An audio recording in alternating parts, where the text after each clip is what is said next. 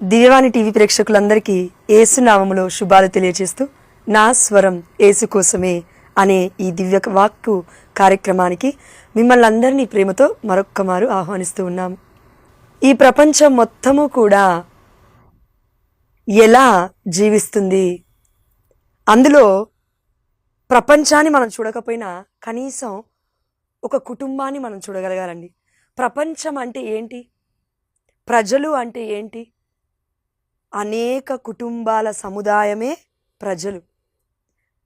కోట్లాది మంది కుటుంబాలే ఈ యొక్క ప్రపంచముగా మారిపోతూ ఉంది. అవునా? ఎస్. ఆ దేవాతి దేవుడు అబ్రహాముకి కూడా అదే వాగ్దానం చేశాడు. ఇదిగో నీ సంతతి లెక్కకు మించి అవుతుంది, ఆకాశంలో ఉన్న నక్షత్రముల కంటే ఎక్కువగా, ఈ యొక్క సముద్రంలో పక్కనే ఉన్న ఆ యొక్క ఇసుక రేణువుల కంటే నీ సంతతి మహావృద్ధి చెందుతుంది అని ఆ దేవాతి దేవుడు దీవించగానే ఇంత పెద్ద ప్రపంచం అయిపోయాం మనం అందరం. కానీ ప్రపంచంలో జనాభా పెరుగుతున్నారు, కానీ కుటుంబంలో శాంతి లేదు. ప్రపంచంలో ఏఐ టెక్నాలజీ, ఆర్టిఫిషియల్ ఇంటెలిజెన్స్ కూడా వచ్చేసింది. రోబోటిక్ వరల్డ్లో మనం ఉన్నాము, కానీ మన యొక్క కుటుంబాలలో ప్రేమ అనేది లేదు. నిజంగానే రోబోటిక్ అయిపోతూ ఉన్నాం మనం, అంటే ఒక మిషన్ లాగా తయారైపోతూ ఉన్నాం మనం కూడా. హృదయ స్పందన లేదు మనలో. అందుకే ఈరోజు పరిశుద్ధాత్మదేవుడు మనకు పరిచయం చేస్తున్న వాక్య పరిచర్య ఏంటంటే, కుటుంబాలలో క్రీస్తు ఉన్నాడా, లేదంటే కుటుంబాలలో సాతాను ఉన్నాడా? చూడండి, క్రీస్తులో ఉన్న కుటుంబం ఎలా ఉంటుంది, సాతానులో ఉన్న కుటుంబం ఎలా ఉంటుంది, ఈరోజు మనం చూడబోతూ ఉన్నాము వాక్య ధ్యానాంశాల ద్వారా. ఇది మనకు కరెక్ట్గా అర్థం అవ్వాలంటే పరిశుద్ధాత్మదేవుడు ఒక మంచి ఉదాహరణ మనకి ఇస్తూ ఉన్నాడు. అదేంటంటే, ఇల్లు అనేది మనం చూస్తూ ఉన్నాం ఈ రోజుల్లో. అవునా? ఇంటిలో ఎవరెవరు ఉంటారండి? 4 గోడల మధ్యలో ఇంటిలో ఎవరెవరు ఉంటాము? అమ్మ, నాన్న, పిల్లలు, కుమారులు, కుమార్తెలు, లేదంటే అటు సైడ్ కుటుంబం, ఇటు సైడ్ కుటుంబం తీసుకుంటే అత్తమ్మ, మామయ్య, అమ్మ, నాన్న, మళ్ళీ దంపతులు ఇద్దరికి. ఈ దాంపత్య జీవితంలో, ఈ దంపతుల మధ్యలో క్రీస్తు ఉంటే తప్పకుండా ఆ కుటుంబం కట్టబడుతుందండి. ఒక భార్య, ఒక భర్త, వారిద్దరి మధ్యలో, వారి యొక్క జీవితంలో, వారి యొక్క దాంపత్య జీవితంలో పెళ్లినాటి ప్రమాణాలు ఏ విధంగా అయితే కన్నతల్లి అయిన కథోలిక శ్రీ సభలోకి వెళ్ళి పెళ్లి చేసుకున్నప్పుడు, ఇదిగో మరణములోను, బాధలోను, సుఖములోను, కష్టములోను, ప్రతి శ్రమలోను నిన్ను విడిచిపెట్టనయ్యా అని స్త్రీ ఆ పురుషుడితో వాగ్దానం తీసుకుంటుంది, నిబంధన. పురుషుడు స్త్రీతో, తన భార్యతో వాగ్దానం, ఒక నిబంధన చేసుకుంటున్నాడు. ఇదేంటంటే ఇట్స్ ఇటర్నల్. ఇక్కడ అంటే ఇక్కడ మన జీవిత విధానాన్ని బట్టే మనం పరలోక రాజ్యానికి వెళ్తామా లేదా అని దేవుడు డిసైడ్ చేస్తాడు, నిర్ధారిస్తాడు. అందుకే వాక్యంలో మనం సెలవిస్తూ ఉంది, మన వాక్యం చెప్తూ ఉంది. అదేంటి అంటే, పెళ్ళి, వివాహము అన్నిటికంటే ఘనమైనది, వివాహము అన్నిటికంటే గౌరవింపదగినది. ఎందుకు? ఒక గురువు రావాలన్నా కుటుంబం నుండే రావాలి, ఒక మఠకన్యా స్త్రీ రావాలన్నా కుటుంబం నుండే రావాలి, ఒక గొప్ప ప్రపంచానికి వెలుగుగా నిలబడాలన్నా కూడా కుటుంబం నుండే రావాలి, ఒక దొంగ రావాలన్నా కుటుంబం నుండి రావాలి, ఒక గొప్ప బిడ్డ రావాలన్నా కుటుంబం నుండే రావాలి, ఒక శాస్త్రవేత్త రావాలన్నా కుటుంబం నుండే రావాలి.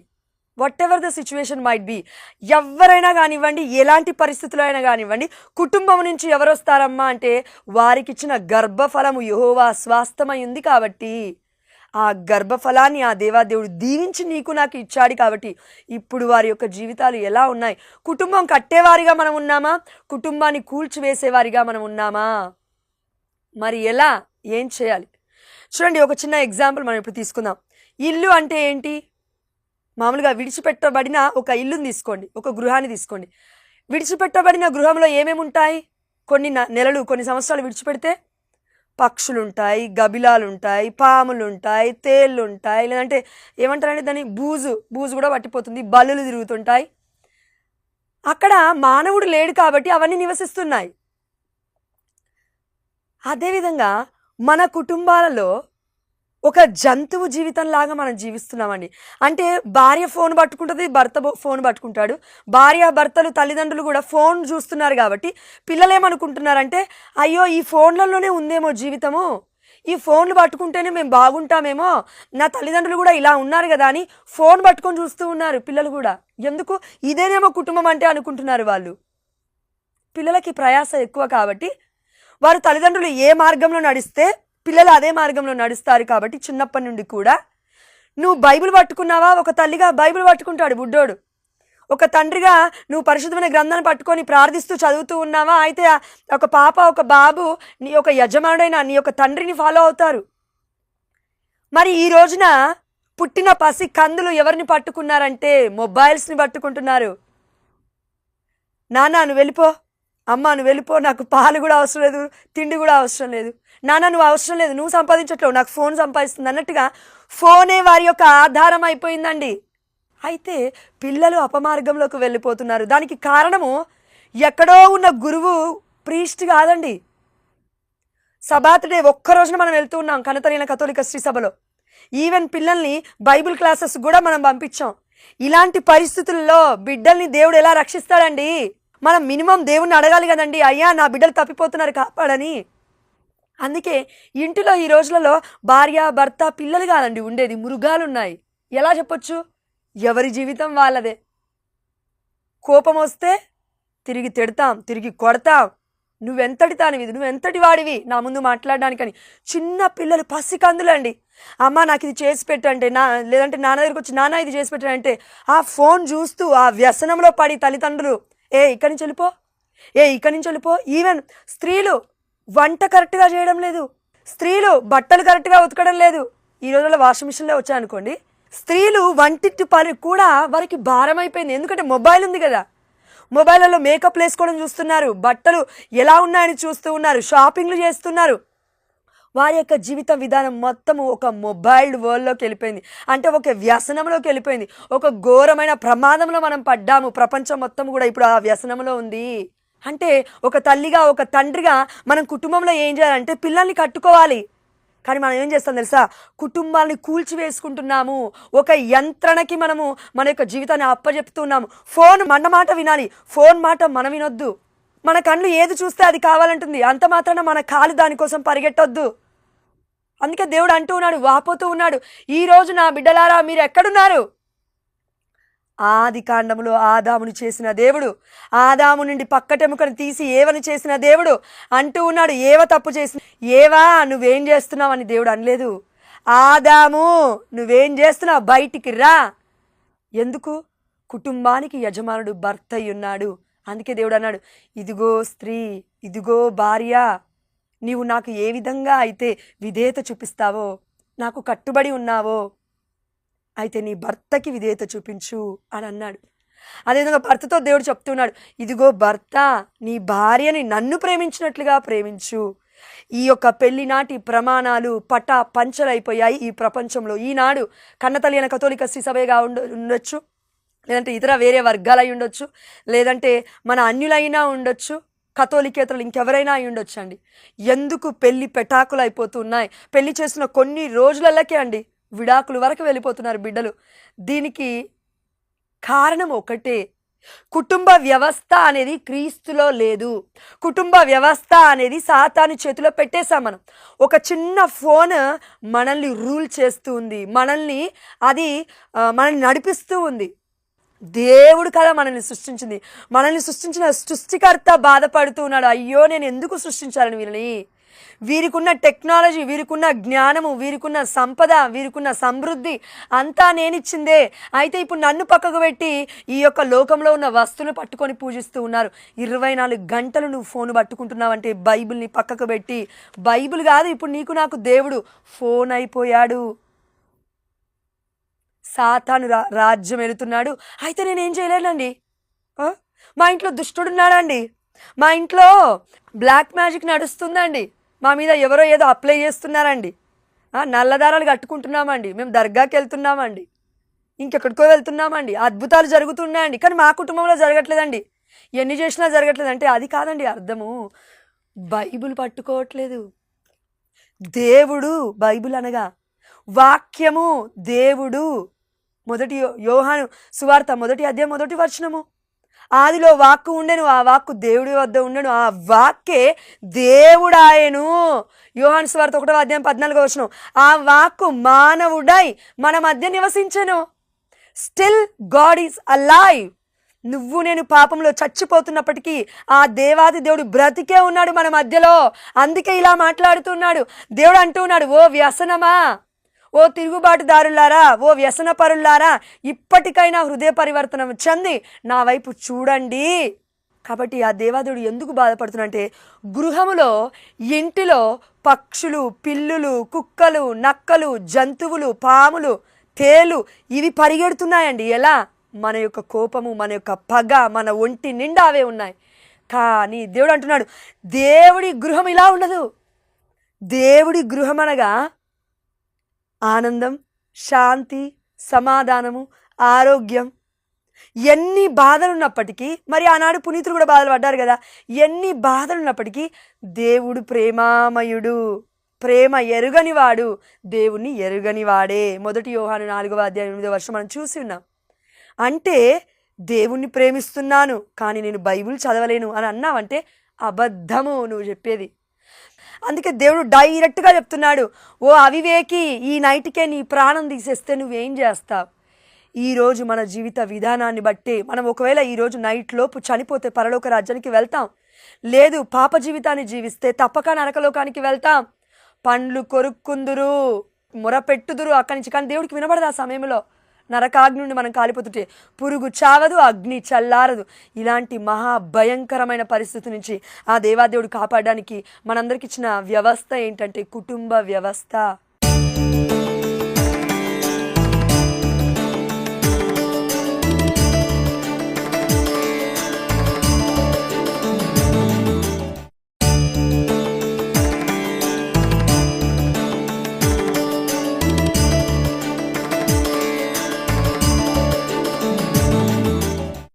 ఎక్కడైతే ఇద్దరు లేక ముగ్గురు నా పేరిట కూడి ఏక మనస్కులై, చూడండి, ఎక్కడైతే ఇద్దరు లేక ముగ్గురు కూడి ఏక మనస్కులై ప్రార్థిస్తారో అక్కడ నేను ఉంటాను. అందుకే మన పునీత మదర్ తెరేసమ్మ గారు చెప్పిన మాట, a family who praise together they stays together. అంటే ఏ కుటుంబం అయితే కలిసి ప్రార్థిస్తుందో ఆ కుటుంబము కలిసి కట్టుగా జీవిస్తుంది. ఎంతమంది మధ్యలోకి వచ్చినా ఎవరు చెడగొట్టలేరండి ఆ దాంపత్య జీవితాన్ని. అందుకే దేవుడు అంటున్నాడు, మనము మృగాలమా మనుషులమా? కుటుంబంలో ఉన్న ప్రతి ఒక్కరము కూడా దేవుడు ప్రశ్నిస్తున్నాడు. అంటే సమాధానం చెప్పి తీరాలి మనం. అందుకే దేవుడు బాధపడుతున్నాడు. ఎందుకు దేవుడు ఇంత బాధపడుతున్నాడు? అయ్యో నా కుటుంబము, నా బిడ్డలు నేను కన్నాను. కీర్తన గ్రంథం 2:7 ఒకసారి చూడండి.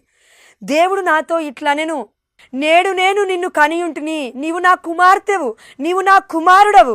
దేవుడు మనల్ని రోజు కంటున్నాడండి. మనం పాపాన్ని ఒప్పుకున్నప్పుడెల్లా నూతనంగా క్రీస్తును మనం జన్మిస్తూ ఉన్నాం. అందుకే కనతలేని కథోలిక శ్రీ సభలో క్రీస్తు శరీర రక్తాలను రోజు పంచిపెడుతూ ఉన్నారు మన గురువులు, యాజకులు. ఎందుకు? ప్రపంచవ్యాప్తంగా ప్రతిరోజు దివ్యబలమైన బలి పూజ జరుగుతూనే ఉంది. హోలీ ఆల్టర్ పైన, నీ స్టేజీ మీద కాదు, నీకు నాకు ఇష్టం వచ్చినట్టుగా స్టేజీల మీద చేసుకోవడం కాదు, దేవుడి యొక్క దివ్యమైన శరీర రక్తాన్ని త్రుంచడం కాదు. క్రీస్తు అనగా అభిషక్తుడు, కరముల ద్వారా పరిశుద్ధాత్మ ఇన్వొకేషన్, పరిశుద్ధాత్మని ఆహ్వానించినప్పుడు తండ్రి ప్రేమ చొప్పున, యేసుక్రీస్తు వారి యొక్క కృప చొప్పున, పరిశుద్ధాత్మ సహవాసము చొప్పున మనము పరిపూర్ణముగా దేవుడిలో ఇదిగో ఒక్కటిగా అయిపోతూ ఉన్నాము. యేసయ్యని స్వీకరించడం ద్వారా దివ్యమైన శరీర రక్తాలను. అయితే ఇలా స్వీకరించిన క్రీస్తుని మనం పోలి జీవించాలి. మనం పోలిక లేకుండా కుక్క పోలికనో, నక్క పోలికనో, పంది పోలికనో దేవుడు సృష్టించలేదు మనకి. ఇదిగో సృష్టిలో నేను అన్నిటినీ చేశాను, అయితే అన్నిటి మీద అధికారుడిగా ఆదాము నేను నిన్ను పెట్టానయ్యా. ఇప్పుడు నువ్వేం చేయాలి అంటే మంచిగా జీవించాలి, నీ భార్యని సరి చేసుకోవాలి, నువ్వు సరిగా జీవించాలి. నువ్వు సరిగా లేకుండా నీ భార్యని సరి చేస్తా అంటే కష్టం. అది నేను బాగుండను కానీ అందరూ బాగుండాలంటే కష్టం. అది నీనాలోనే మొట్టమొదటి మార్పు మొదలైతే కుటుంబంలో ఆటోమేటిక్గా మార్పు చేయడం పరిశుద్ధాత్మ కార్యం అది. కాబట్టి దేవాదేవుడు మనతో ఈరోజు చెప్తూ ఉన్నాడండి ఒకటే మాట. అదేంటంటే ఈ రోజున మనం అందరము కూడా ఇండ్లలో ఉంటున్నామండి, బిల్డింగ్స్లలో ఉంటున్నాము కానీ బాండింగ్ ఉందా? బంగ్లాలలో ఉంటున్నాము కానీ బంధం ఉందా? బంధాలు, బాంధుత్వాలు, ఈ యొక్క ప్రేమలు, ఆ యొక్క ఓపిక, సహనము, నిరీక్షణ, ఒకరి పట్ల ఒకరికి అండర్స్టాండింగ్, అర్థం చేసుకునే స్వభావము, ఇవన్నీ లేవండి మన మధ్యలో. అందుకే దేవుడు అంటూ ఉన్నాడు, బిల్డింగ్లు ఎక్కువైపోయాలి ప్రపంచంలో, కానీ బంధాలు తగ్గిపోతూ ఉన్నాయి, ప్రేమలు తగ్గిపోతూ ఉన్నాయి, ఆగ్రహం ఎక్కువైపోతూ ఉంది, అక్రందనలు ఎక్కువైపోతున్నాయి. కానీ దేవుడు అనుగ్రహానికి పాత్రులుగా ఉన్నవారు కొలది మందే అయ్యారు. అందుకే దేవుడు అంటున్నాడండి మత్తయి సువార్త 22:14, పిలువబడిన వారు అనేకులు, కానీ ఎన్నుకోబడిన వారు కొందరే. దేవుడు నిన్ను, నీ భర్తని, నిన్ను, నీ భార్యని కుటుంబ వ్యవస్థ కోసం పిలిచాడు, ఎన్నుకున్నాడు. ఇప్పుడు ఆ ఎన్నికని కాలదన్నుకొని, నాకు నా భర్త నచ్చలేదండి, ఈయనకన్నా గొప్పగా 2 లక్షలు సంపాదిస్తున్నాడండి ఇంకొక ఆయన, పక్కింటాయన చాలా బాగుంటాడండి, వెనికింటామా చాలా బాగుంటుందండి, పిల్లల పోలికలు మాయి కాదండి, అనవసరమైన అనుమానాలు. అయ్యో, ఈ ఆదాము నేను ఎందుకు చేశానో ఏమో అనుకున్నాడు దేవుడు. అందుకే ఓ ఆదాము బయటికి రా, ఎక్కడున్నావు? ఈ రోజున నిన్ను నన్ను కూడా దేవుడు పిలుస్తున్నాడు, ఓ ఆదాము ఎక్కడున్నావు అయ్యా, బయటికి రా. బయటికి వచ్చిన ఆదాము ఏమంటున్నాడు తెలుసా? నువ్వు నాకు ఇచ్చావే చూడు స్త్రీని, ఆ స్త్రీ చేసింది ఈ పనంతా. సాకులు వెతుక్కుంటున్నాడు. అయ్యా నన్ను క్షమించయ్యా, నా భార్య చేసిందంటే నేనే చేశానయ్యా తప్పు, మేమిద్దరం ఒక్క శరీరమే కాబట్టి దయచేసి మమ్మల్ని మన్నించయ్యా అని అదే రోజున ఆది కాండములోనే తండ్రి దేవుడి యొక్క పాదాలు ఆదాము పట్టుకుంటుంటే ప్రపంచానికి పరిస్థితి వచ్చేది కాదు. ఇప్పటికి కూడా ఎంతమందో ఆదాములు తయారవుతూ ఉన్నారు, మొదటి ఆదాము వలె. కానీ రెండవ ఆదామైన క్రీస్తు, నీ చిత్తమే నాకు జరుగునుగా. కానీ ఆ తల్లి మరియ తల్లి చెప్పిన మాట, ఇదిగో నేను ప్రభు దాసురాలను, దేవుడి చిత్తమే నా పట్ల జరుగునుగా. కానీ ఆ తల్లిని అనుసరించిన కుమారుడు ఈ ప్రపంచానికి పరిశుద్ధుడిగా ప్రకటింపబడుతున్నాడు. అతని పేరు యేసు, పరిశుద్ధమైన బాలయేసు పుట్టబోతున్నాడు. ఇదిగో ఈ యొక్క క్రిస్టమస్ మనం కొనియాడబోతూ ఉన్నాము. ఇలాంటి రెండవ ఆదాము వలె మనం ఉన్నామా, లేదంటే మొదటి ఆదాము వలె దేవుడి గుండెల మీద మనం తంతూ ఉన్నామా? దేవుడు బాధపడుతున్నాడు. కాబట్టి ఒకటి ఆలోచించండి, బిల్డింగ్లు ఎన్ని కట్టుకున్నా కూడా బిల్డింగ్లో ఉన్న జనాలను బట్టి ఆనందం ఉండదండి. కానీ ఆ యొక్క చిన్న ఇరుకైన ఇల్లప్పటికీ చూడండి, పెద్ద బంగ్లాలో 100 మంది ఉండొచ్చు కుటుంబస్తులు, కానీ ఆనందం ఉండదు. ఐశ్వర్యవంతులు ఉంటారేమో, కానీ చిన్న గృహం అయినప్పటికీ ఉన్న 2 3 4 చాలు. క్రీస్తు ప్రేమలో నడిస్తే వారి యొక్క బంధము అతి అమూల్యమైనది, వారి యొక్క ప్రేమ కొలువలేనిది, అంతము లేనిది. ఇంత గొప్ప ప్రేమలో, క్రీస్తు ప్రేమలో మనం జీవించగలిగితే అక్కడ పచ్చడి మెతుకులు, పట్టెడన్నం తిన్నా చాలు. పరమ పెద్ద పెద్ద ఒక డిన్నర్ టేబుల్ పెట్టుకొని 100 రకాల వంటలున్నా కూడా వేస్టే. శాంతి సమాధానం ఒకవేళ ఆ బంగ్లాలో లేకపోతే. కానీ ఇరుకైన ఇంటిలో ప్రేమలు ఎక్కువ, ఇరుకైన ఇంటిలో ప్రేమలు ఎక్కువ. అందుకే దేవుడు అన్నాడు, ఇరుకైన మార్గం ఇది కథోలిక శ్రీసభ, వెడల్పైన మార్గము ఎవరైనా వెళ్తారు. అదేవిధంగా బంగ్లాలోకి ఎవరైనా వెళ్తారు, కానీ బంగ్లాలో ఎవరైతే మనల్ని ఇన్వైట్ చేశారో, ఆహ్వానించారో వారి దగ్గరికి వెళ్ళి మాట్లాడే ధైర్యం కూడా ఒక్కొక్కసారి మనకు ఉండదు. ఎందుకు? వారు ఆస్తిపాస్తుల్ని, అంతస్తుని చూసి బొట్టు పెట్టే టైపు. మనల్ని వారి ఇంటి దగ్గర వరకు రానిచ్చారేమో, కానీ ఇంటి లోపలికి వచ్చేలాగా చేశారేమో, కానీ వారి యొక్క హృదయంలో మనకి స్థానం ఉండదు. కానీ ఇరుకైన కుటుంబాలు, చిన్ని కుటుంబాల మధ్యలో ఆ యొక్క హృదయం అనేది చాలా విశాలముగా ఉంటుంది, ఇరుకుగా ఉండదు. ఇలాంటి బంధము, ఇలాంటి బాంధవ్యము దేవుడు కోరుకుంటూ ఉన్నాడు మన మధ్యలో. సిరాపుత్రుడైన యేసు జ్ఞాన గ్రంథం, సొలొమోను జ్ఞాన గ్రంథం, సామెతల గ్రంథం ఒకసారి మీరు చదవండి. జ్ఞాన గ్రంథాలలో ఉంది, పట్టెడు మెతుకులు పచ్చడన్నముతో తినుట మేలు. ఎక్కడున్నా సరే మంచి భార్య దొరికితే చాలు, మంచి భర్త దొరికితే చాలు, కుటుంబ వ్యవస్థ బాగుంటే చాలు. కానీ ఎన్ని ఆస్తులున్నా కూడా, ఎన్ని ఐటమ్స్ ఉన్నా కూడా, ఎంత తిన్నా కూడా శాంతి సమాధానం లేకపోతే రోగస్తులమే మనము. మన రోగాన్ని ఎవరూ కూడా కుదుర్చలేడు. ఈవెన్ వైద్యులకి కూడా కొన్ని అసాధారణమే, కొన్ని వారు చెయ్యలేరు. ఎందుకంటే వైద్యులకే, పరమ వైద్యుడైన మన తండ్రికే తెలుసు మన యొక్క రోగము, మన యొక్క స్థితి, మన యొక్క గతి. ఎందుకంటే ఈ శరీరాన్ని చేసింది డాక్టర్ కాదు. ఎవరు చేశారండి? ఈ శరీరాన్ని చేసింది ఆది కాండములో ఆదాముని చేసిన దేవుడు.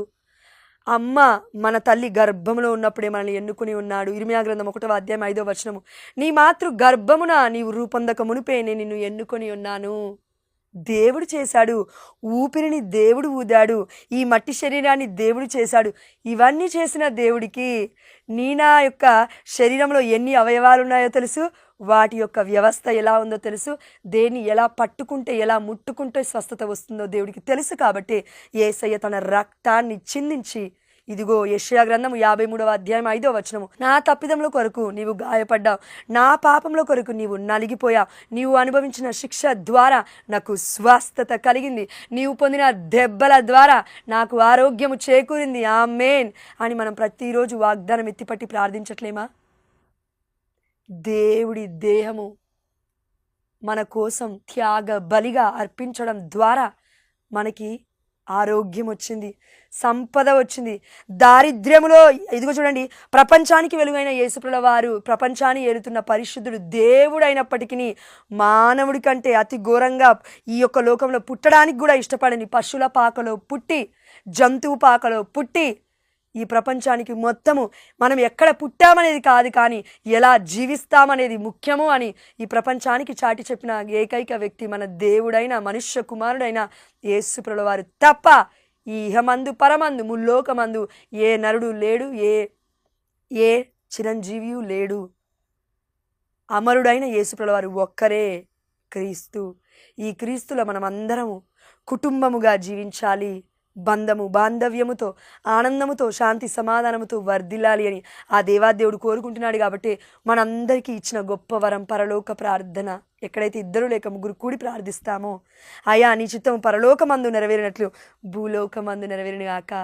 పరలోకంలో ఏడుపులు ఉండవు, ఈ లోకంలోనే అవన్నీ. అందుకే అలాంటి పరలోకంలో ఉన్న శాంతి సమాధానముతో ఆరోగ్యములతో సిరి సంపదలతో దేవుడిచ్చిన మహిమైశ్వర్యంతో మనమందరం వర్ధిల్లాలంటే మనము చేయాల్సింది ఒక్కటే.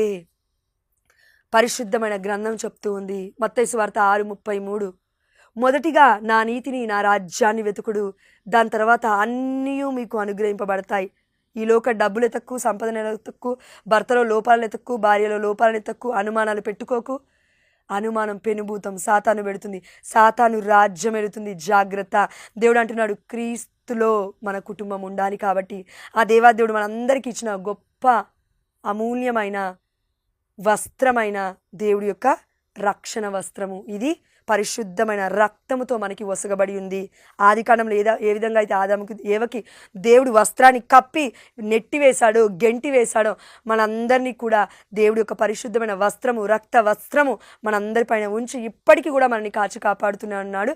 మన యోగ్యతని బట్టి కాదు, కానీ దేవుడి యొక్క కృపను బట్టి, దేవుడి యొక్క దయను బట్టి అనే విషయాన్ని మనం గుర్తుపెట్టుకొని ఈ మొదటి భాగంలో కుటుంబం గురించి తెలుసుకున్నాం. రెండో భాగంలో క్రీస్తులో ఉన్న కుటుంబం ఉదాహరణ కూడా మనం తెలుసుకుందాం. పరిశుద్ధుడా ప్రేమగలిగిన తండ్రి, ఈ రోజును బట్టి మీకే సమస్త ఘనత మహిమ ప్రభావములు చెల్లిస్తూ, నాయన ఎంతమంది దంపతులు విడిపోతూ ఉన్నారు, విడాకులకి అప్లై చేస్తూ ఉన్నారు, శాంతి సమాధానం లేకుండా బ్రతుకుతూ ఉన్నారు, ఆ బిడ్డలందరినీ ప్రత్యేకముగా కుటుంబాలన్నిటినీ పరిశుద్ధమైన నీ తిరు హృదయానికి అంటగొడుతూ, పరిశుద్ధమైన బాలయేసు పాదాలకి అప్పజెపుతూ, మమ్మల్ని మా కుటుంబాలను 30ంతలుగా 60ంతలుగా 100ంతలుగా ప్రేమ, ఐక్యత, శాంతి సమాధానముతో యేసు నామములో, యేసు రక్తములో ముద్రించి మమ్మల్ని నీ బిడ్డలుగా ఇంకను దీవించి కాచి కాపాడమని, మాలో సఖ్యతను ఐక్యతను దాయిచ్చమని మా నాథుడైన యేసుక్రీస్తు అతి పరిశుద్ధమైన నామంలో అడిగి పొందుకుంటున్నాము మా ప్రియ పరలోకపు తండ్రి. ఆమేన్. హల్లెలూయా.